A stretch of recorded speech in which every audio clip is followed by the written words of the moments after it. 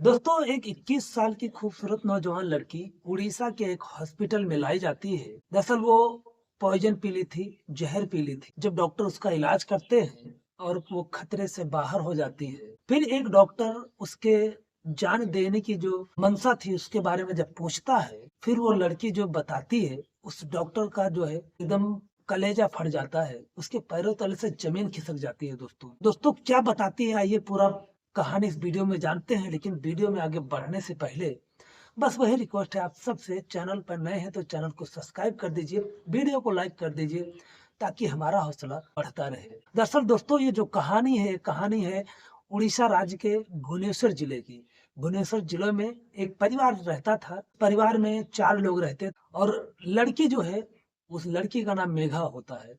मेघा जो है वो एक जहर पी लेती है और जहर पीने के बाद जो उसका हालत होता है, वो जीने मरने की कगार पर थी। दोस्तों, उसको 4 लोग हॉस्पिटल लेकर आते हैं, जिनमें से 3 जेंट्स और 1 महिला होती है। दोस्तों, डॉक्टर जो हैं उसका इलाज करने के लिए जब वो लाते हैं, डॉक्टर उनसे पूछता है, "ये भाई कैसे हुआ? क्यों पी ली?" तो वो लोग कहते हैं, "डॉक्टर साहब कुछ नहीं, इसको खाँसी आ रही थी और खाँसी की दवा जो है वो समझकर इसने सब्जियों में छिड़कने वाला जो कीटनाशक होता है उसको पी लिया।" अब डॉक्टर जो होते हैं उनको ये समझने में देर नहीं लगती कि ये लोग झूठ बोल रहे हैं। फिलहाल जो लड़की होता है जिसका नाम मेघा होता है, वो फिलहाल बोलने की स्थिति में थी। डॉक्टर उससे भी पूछते हैं कि हाँ, तुम बताओ आखिर हुआ क्या था? वो भी कहती है, हाँ डॉक्टर साहब सही है, मैं खाँसी की दवा समझकर जो है वो कीटनाशक पी ली। दोस्तों, डॉक्टर भी मान जाते हैं और उसके बाद मेघा का इलाज करते हैं। लगभग 24 घंटे उसका इलाज होता है। फिलहाल वो खतरे से बाहर हो जाती है। अब दोस्तों, उसका डिस्चार्ज होने का टाइम आता है और डॉक्टर लोग जो हैं उसको डिस्चार्ज करने की बात करते हैं। फिलहाल डिस्चार्ज बनाने लगते हैं। उन्हीं में एक लड़का होता है जो कि डी फार्मा कर रहा था और डॉक्टर के साथ में लगा रहता है। वो पेपर वगैरह डिस्चार्ज का जब वो बनाने लगता है, तभी जो मेघा है वो सुमित का हाथ पकड़कर जोर से दबाती है। सुमित जो है उसके चेहरे की तरफ देखता है, तो मेघा उसे कुछ इशारों में कहने का प्रयास कर रही थी। सुमित समझ जाता है कि हो ना हो ये कुछ कहना चाहती है, लेकिन इन लोगों के सामने वो बोल नहीं सकती। दरअसल जब से उन लोगों ने उस लड़की को वहाँ पे भर्ती करवाया था, तब से 1 मिनट के लिए वो लोग उसे अकेला छोड़ नहीं रहे थे। इसलिए डॉक्टरों को भी कुछ संदेह हो रहा था कि कुछ तो ज़रूर है। लेकिन जब लड़की ने कह दिया कि हाँ, मैंने ऐसा किया है, तो कोई कुछ क्या कर सकता था। फिलहाल दोस्तों वो समझ जाता है और फिर वो तुरंत कहता है कि देखो, डिस्चार्ज तो हम बना रहे थे, लेकिन अभी इनका एक अल्ट्रासाउंड होगा, एक्स-रे होगा और उसके बाद हम डिसाइड कर पाएँगे कि इन्हें डिस्चार्ज दिया जाए या ना दिया जाए। जब ये बात वो लोग सुनते हैं, तो वो तुरंत भड़क जाते हैं, डॉक्टर से लड़ने लगते हैं, कहते हैं, "भाई ये क्या बात हुई? अभी तक तो आप कह रहे थे डिस्चार्ज कर देंगे, बिल्कुल ठीक है, अभी आप कह रहे हैं एक्स-रे करेंगे।" तो कहते हैं, "भाई देखो डॉक्टर मैं हूँ या तुम हो, मुझे अपना काम करने दो और मुझे लगेगा कि डिस्चार्ज करना है, तो मैं डिस्चार्ज कर दूँगा।" फिलहाल दोस्तों वो तीनों लोग डॉक्टर से बहस करने लगते हैं, लेकिन जो सुमित होता है, वो अपना काम जो है करने लगता है। मेघा को एक्स-रे रूम में ले जाता है और वहाँ पर उसे ये लोग भी साथ में जाते हैं। एक्स-रे रूम में घुसने का प्रयास करते हैं, लेकिन एक्स-रे रूम का दरवाज़ा जो सुमित है बंद कर देता है। फिलहाल दोस्तों ये लोग कान लगाकर सुनने का प्रयास करते हैं कि कहीं वो कुछ बता तो नहीं रही है। जब सुमित जो है उसको एक्स-रे रूम में ले जाता है, फिर पूछता है, "हाँ बताओ क्या बात है?" तो वो कहती है, रोने लगती है कि डॉक्टर साहब मुझे यहाँ से मत भेजो और हो सके तो एक सुई जो है, इंजेक्शन जो है मुझे ज़हर का लगा दीजिए। मैं मर जाऊँ लेकिन इन लोगों के साथ में मुझे मत भेजना। ये बात जब सुमित सुनता है तो उसके पैरों तले से ज़मीन खिसक जाती है। कहता है, आखिर तुम ऐसा क्यों कह रही हो? कहती है कि जो बाहर तीनों लोग खड़े हैं, उनमें से एक का नाम भावेश है, एक का नाम जय है और एक का नाम विकास है। जो भावेश है वो मेरा कहने के लिए पति है, बाकी कुछ नहीं है और ये तीनों लोग मेरे साथ गलत काम करते हैं, मेरा यौन शोषण करते हैं और ये कहते हुए वो अपने सारे कपड़े उतार देती है। दोस्तों, जब वो अपने सारे कपड़े उतारती है, तो जो सुमित उसके शरीर पर निशान देखता है, नोचने की, खसोटने की, सुमित के पैरों तले से ज़मीन खिसक जाती है। उस निशान को देख कर के ये अंदाज़ा लगा सकता था कि इसके साथ कितनी हैवानियत की जाती होगी। दोस्तों, सुमित एकदम से भावुक हो जाता है और वहीं पर बैठे-बैठे पुलिस को कॉल कर देता। लेकिन पुलिस को आने में टाइम था। अब वो कितनी देर तक अंदर रहता। फिलहाल जब वो दरवाजा खोलता है तो ये चारों लोग एकदम राक्षस की तरह एकदम दरवाजे पर खड़े थे। पूछते, हाँ भाई क्या हुआ? तो कहता कुछ नहीं, एक्सरे रिपोर्ट जो है वो 1 घंटे बाद आएगी, फिर हम बता पाएंगे कि हमें डिस्चार्ज करना है या नहीं करना है। ये बात सुनते ही वो लोग सुमित से लड़ बैठते हैं, झगड़ने लगते हैं, बहस करने लगते हैं। तभी वहां पर 2 पुलिस वाले आ जाते हैं और बहस करते हुए देखकर वो उनसे कहते हैं, हाँ भाई क्यों डॉक्टर से बहस कर रहे हो, क्या बात है? तो कहता कुछ नहीं डॉक्टर साहब, ये मेरी मरीज है। अभी तक डॉक्टर साहब कह रहे थे हमें डिस्चार्ज कर देना है, लेकिन आप कह रहे हैं डिस्चार्ज नहीं करेंगे, जबरदस्ती मेरे मरीज को रोक रहे हैं, जबकि मेरा मरीज जो है एकदम ठीक है, फिट है, फाइन है। दोस्तों, वो जो पुलिस वाले थे वो कहते हैं भाई डॉक्टर का काम है, उनको ही करने दीजिए। अगर वो डिस्चार्ज नहीं कर रहे हैं, उनको लग रहा है कि अभी डिस्चार्ज करने के लायक नहीं है, तो आप लोग क्यों जिद कर रहे हैं? फिलहाल आप बताइए आप मरीज के क्या लगते हैं? तो उसमें से भावेश आगे आता है, कहता है सर मैं उसका पति हूँ और ये दोनों मेरे दोस्त हैं और ये जो महिला है मेरी पड़ोसन है, मेरे मदद के लिए आई हुई है। फिलहाल दोस्तों, पुलिस वाले कहते हैं देखो, अगर तुम्हारा वो पत्नी है, तुम उसके पति हो, तुम्हें तो उसका ख्याल करना चाहिए। अगर डॉक्टर को लगता है कि उसे डिस्चार्ज नहीं करना चाहिए, तो फिर तुम क्यों जिद कर रहे हो? फिलहाल कहता है कि डॉक्टर साहब, अगर उसकी तबीयत कुछ बिगड़ी, खराब हुई, तो मैं बाहर से एक्सरे करवा लूंगा, फिलहाल आप डिस्चार्ज कर दीजिए। दोस्तों, पुलिस वाले जो हैं वो डॉक्टर से 2 मिनट बात करते हैं, उसके बाद कहते हैं देखो परेशान मत हो, अगर डॉक्टर को लगेगा डिस्चार्ज करने के लिए तो कर देंगे। फिलहाल भावेश कहता है सर अगर आपको लगता है तो आप मेरी पत्नी से पूछ लीजिए वो ठीक है कि नहीं। पुलिस वाले पूछते हैं हाँ भाई तुम बताओ क्या, कैसी हो? तो कहती है हाँ साहब मैं ठीक हूँ। अब वो करती तो क्या करती, क्योंकि उसके चेहरे पर एक अजीब सा डर था, क्योंकि उसको पता था वो वापस जाएगी वहां पर तो उसका क्या हाल होगा, क्या हश्र होगा।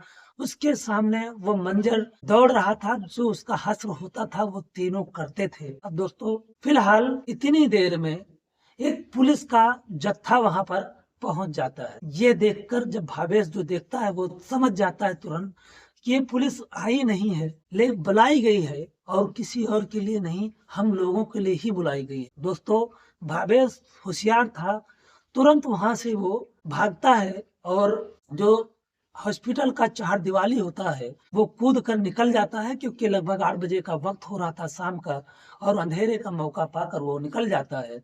लेकिन जो जय और विकास थे और वो जो महिला होती है उसको पुलिस वाले गिरफ्तार कर लेते हैं। गिरफ्तार करने के बाद उसे थाने लेकर चले जाते हैं। जो मेघा होती है वो और घबरा जाती है, हैरान हो जाती है, कहती है सुमित से डॉक्टर साहब मुझे अकेला मत छोड़ना, मुझे बहुत डर लगता है, और जो मेन था वो तो भाग गया है, अब वो कभी भी आ सकता है मुझे मारने के लिए। पुलिस वाले फिलहाल उसको ढांढस बंधाते हैं, कहते परेशान मत हो, तुम्हें कुछ नहीं होगा। फिलहाल उसे एक अलग सेफ्टी कमरा दे दिया जाता है हॉस्पिटल की तरफ से, और 2 पुलिस वालों को लगा दिया जाता है वहां पर। और फिर दूसरे दिन जब महिला कांस्टेबल और महिला अधिकारी आती हैं, उस मेघा का बयान लेती हैं, तो लोगों के पैरों तले से जमीन खिसक जाती है।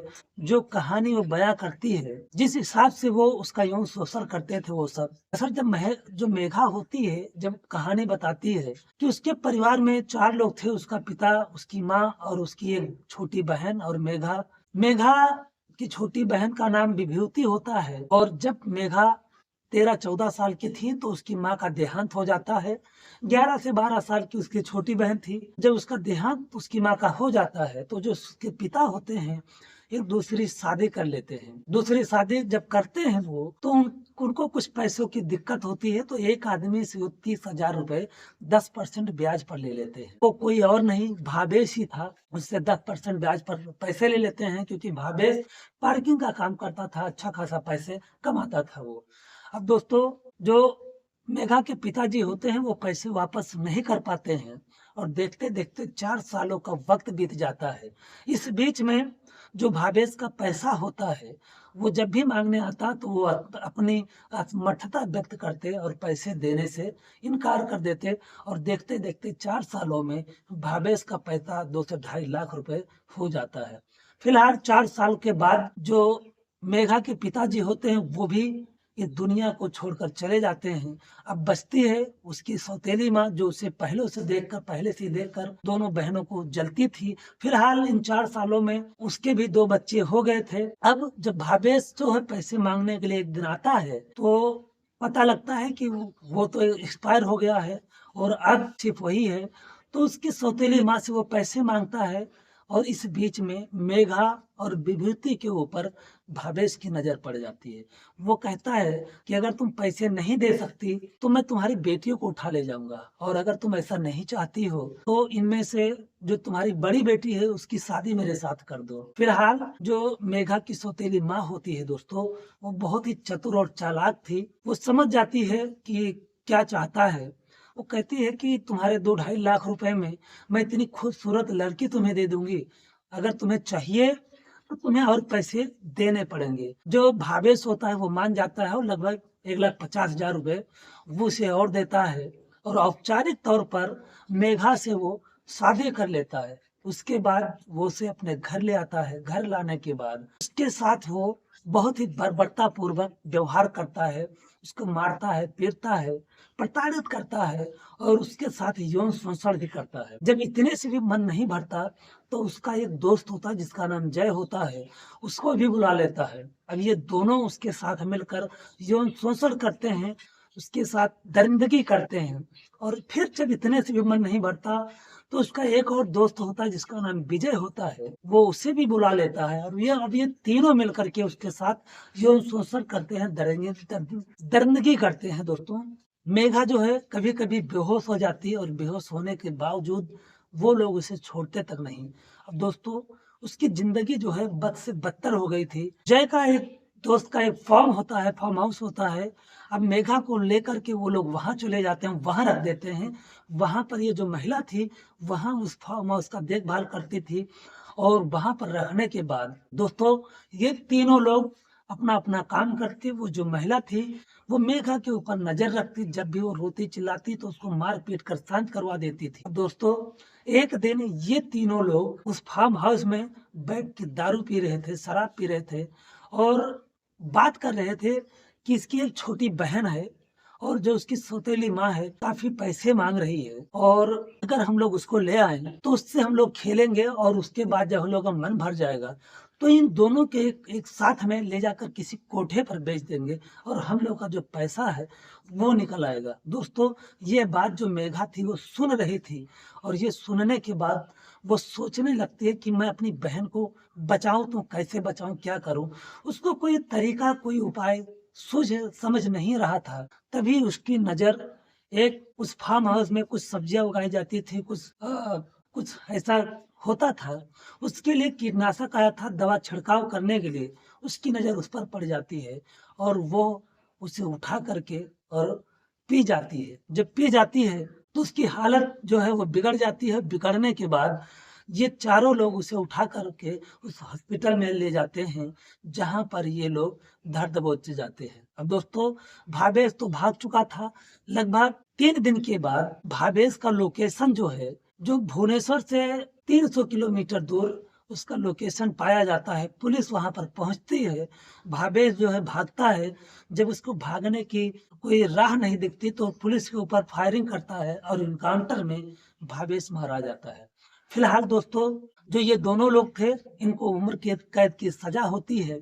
पुलिस जो है मेघा की जो सौतेली माँ थी, उसको भी गिरफ्तार करती है, लेकिन सबूतों के अभाव में उसको कोर्ट बरी कर देती है। लेकिन वो जो महिला थी, उसे 5 साल की सजा सुनाई जाती है।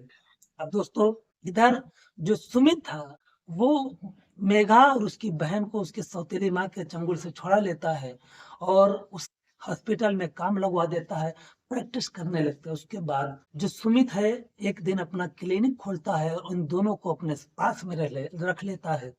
फिलहाल मेघा और सुमित का दोस्ती होता है, दोस्ती प्यार में बदल जाता है और उसके बाद ये दोनों 2024 में शादी कर लेते हैं। आज उनकी ज़िंदगी बहुत खुशी से बीत रही है और फिलहाल जो विभूति थी उसकी भी शादी 2026 में होने वाली है। तो दोस्तों ये रही कहानी। आप लोग हमें कमेंट सेक्शन में ज़रूर बताएँ, क्या सुमित जैसे लोग आज भी इस दुनिया में हैं? मिलते हैं कल किसी नेक्स्ट वीडियो में किसी रियल स्टोरी के साथ में। तब तक के लिए जय हिंद, जय भारत, नमस्कार।